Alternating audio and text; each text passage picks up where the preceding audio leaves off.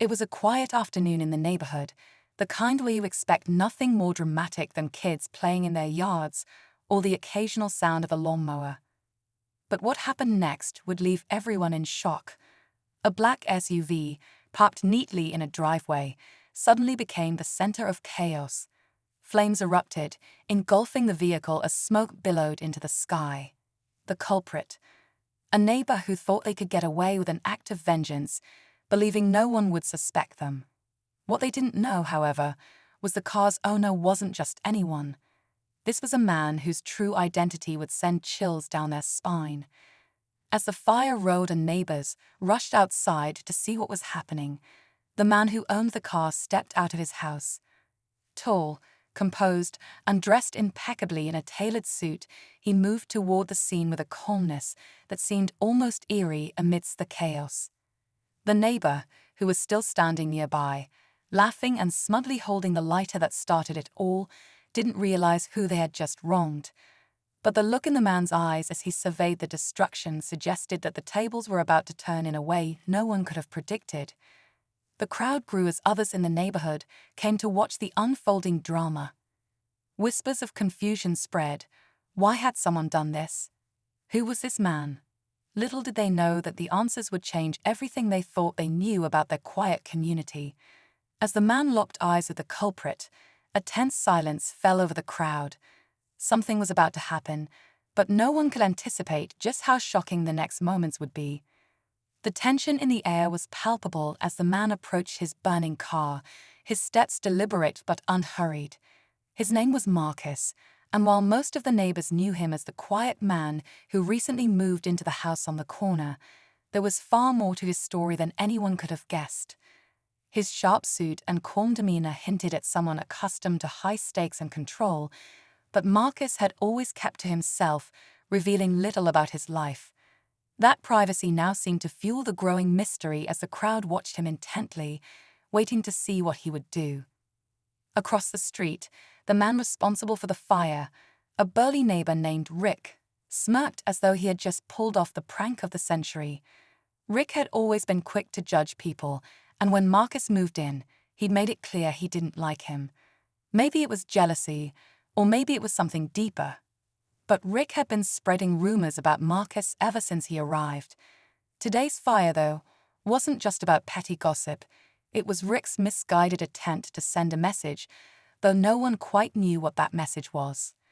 Marcus stopped just short of the car, the flames reflecting in his eyes. He didn't yell or panic, which only added to the unease of those watching. Instead, he pulled out his phone, taking a picture of the scene before turning to face Rick. The smirk on Rick's face faltered slightly as Marcus gave him a look that was calm yet piercing. Who was this man? Why wasn't he reacting the way Rick expected? The crowd murmured, exchanging theories, but Marcus said nothing, letting the silence speak for itself. The tension in the air was palpable as the man approached his burning car, his steps deliberate but unhurried. His name was Marcus, and while most of the neighbors knew him as the quiet man who recently moved into the house on the corner, there was far more to his story than anyone could have guessed. His sharp suit and calm demeanor hinted at someone accustomed to high stakes and control, but Marcus had always kept to himself, revealing little about his life. That privacy now seemed to fuel the growing mystery as the crowd watched him intently, waiting to see what he would do. Across the street, the man responsible for the fire, a burly neighbor named Rick, smirked as though he had just pulled off the prank of the century. Rick had always been quick to judge people, and when Marcus moved in, he'd made it clear he didn't like him. Maybe it was jealousy, or maybe it was something deeper. But Rick had been spreading rumors about Marcus ever since he arrived. Today's fire, though, wasn't just about petty gossip. It was Rick's misguided attempt to send a message, though no one quite knew what that message was. Marcus stopped just short of the car, the flames reflecting in his eyes. He didn't yell or panic, which only added to the unease of those watching. Instead, he pulled out his phone, taking a picture of the scene before turning to face Rick. The smirk on Rick's face faltered slightly as Marcus gave him a look that was calm yet piercing. Who was this man? Why wasn't he reacting the way Rick expected? The crowd murmured, exchanging theories, but Marcus said nothing, letting the silence speak for itself. Rick's confidence began to waver as Marcus calmly walked away from the burning car and disappeared into his house. The crowd lingered, unsure what to make of the strange encounter. Rick had expected shouting, anger, maybe even a physical confrontation. Instead, Marcus had left him standing there with nothing but the crackling flames and the growing whispers of the neighbors. A few began to question Rick's actions out loud. "What were you thinking?" one woman asked, her arms crossed. Rick brushed it off, laughing nervously. "Just a joke. He'll get over it." But it didn't feel like a joke anymore. Marcus's silence was unsettling, and Rick couldn't shake the feeling that he'd crossed a line he didn't fully understand. His wife, Lisa, who had been watching from their porch, pulled him aside. "You don't even know who that man is," she hissed. "What if he calls the police? Or worse?" Rick scoffed but couldn't ignore the knot forming in his stomach. He knew almost nothing about Marcus, aside from the fact that he always seemed to carry himself with a quiet authority. There had been rumors. A luxury car seen pulling into his driveway late one night, an envelope with an unfamiliar seal left in his mailbox. Rick had laughed it all off at the time, but now those little details nagged at him. Meanwhile, inside his house, Marcus stood by the window, watching Rick from a distance. He didn't look angry, but his expression was thoughtful, calculating. His phone buzzed, and he answered with a quiet, "It's me." On the other end was a calm but commanding voice. "Is everything going as planned?" Marcus glanced at the fire still smoldering outside and smiled faintly. "Better than expected. It's time to move to the next phase." Whatever that meant, it was clear Marcus had his own agenda, one Rick was dangerously close to uncovering. As the night deepened, the charred remains of Marcus's car sat smoldering in the driveway, a stark reminder of Rick's impulsive act. Yet, the real tension was only beginning to unfold. Rick couldn't sleep, pacing back and forth in his living room as Lisa repeatedly urged him to apologize. "Just go talk to him," she said, exasperated. But Rick, his pride bruised, resisted. "He hasn't even done anything," Rick muttered, more to himself than to her. If he wanted to press charges or call the cops, he would have done it by now. But it wasn't just Marcus's silence that unnerved Rick. It was the steady stream of visitors coming and going from Marcus's house that night. Black SUVs with tinted windows pulled into the driveway one after another, men in sharp suits and earpieces stepping out and disappearing inside. The once quiet neighborhood seemed to hum with an unfamiliar energy, and Rick felt like he was being watched, though he couldn't see from where. Across the street, Marcus was hosting a meeting that seemed entirely at odds with the chaos outside. He sat at the head of a long dining table, his calm demeanor unshaken as the men around him discussed plans in hushed but urgent tones. Maps and documents were spread out in front of them, and it became clear this was no ordinary gathering. One of the men leaned in and whispered, "Do you want us to take care of it?" Marcus shook his head slowly. "Not yet. Let him sweat." Rick, unable to contain his growing paranoia, decided he needed answers. Grabbing a flashlight, he crept toward Marcus's house under the cover of darkness. Every step felt heavier, the shadows around him deeper.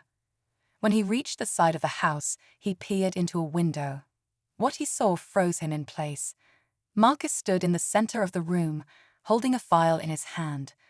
On its cover was Rick's name, bold and unmistakable. Rick's breath caught in his throat as he stared at the file with his name on it. His heart pounded so loudly he feared someone inside might hear it. What could Marcus possibly have on him? Questions swirled in Rick's mind, each one more terrifying than the last.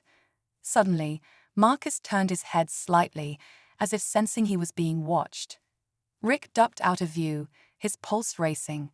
He crouched behind the bushes, struggling to process what he'd seen. Why would Marcus have a file on him? And who were all those men? The pieces weren't adding up, but Rick knew one thing for sure: he was in way over his head.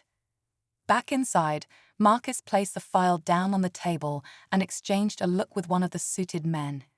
"It's time," Marcus said calmly.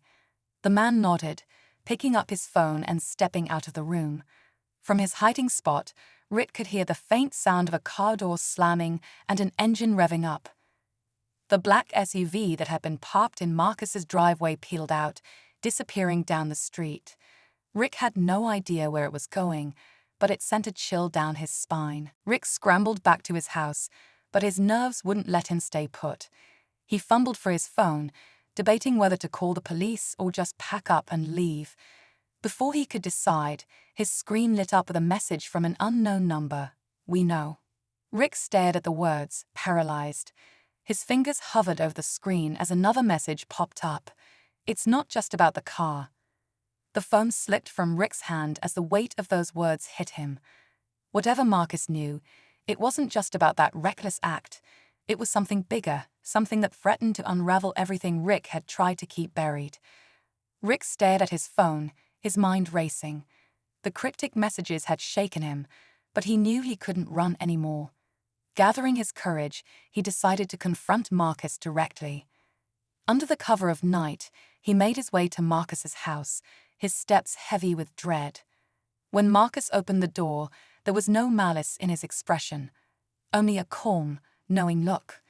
He motioned for Rick to come inside, and for the first time, Rick noticed the walls lined with photos and documents. It was a mosaic of connections, secrets, and revelations. Marcus sat Rick down and laid it all out. He knew about the car fire, of course, but his knowledge went deeper. Marcus revealed that Rick's reckless act had inadvertently exposed a corrupt network that had been operating in their quiet neighborhood for years. The men in suits were investigators working with Marcus, who, as it turned out, was a former federal agent. The fire had drawn attention to the area, setting off a chain of events that allowed Marcus and his team to gather the final pieces of evidence they needed. Rick's stomach churned as he listened, guilt and relief warring within him. He'd made a huge mistake, but somehow it had led to something bigger, a chance to bring justice to people who had long evaded it. Marcus, surprisingly, wasn't angry. He looked at Rick with a mix of pity and stern understanding. "What you did was wrong," Marcus said, "but now you have a chance to make it right." In the days that followed, Rick worked with Marcus to help dismantle the corruption in their community. It wasn't easy, but it gave him a purpose he hadn't known he needed. As the dust settled, Rick realized that the fire he'd started wasn't just destructive, it had also sparked a new beginning.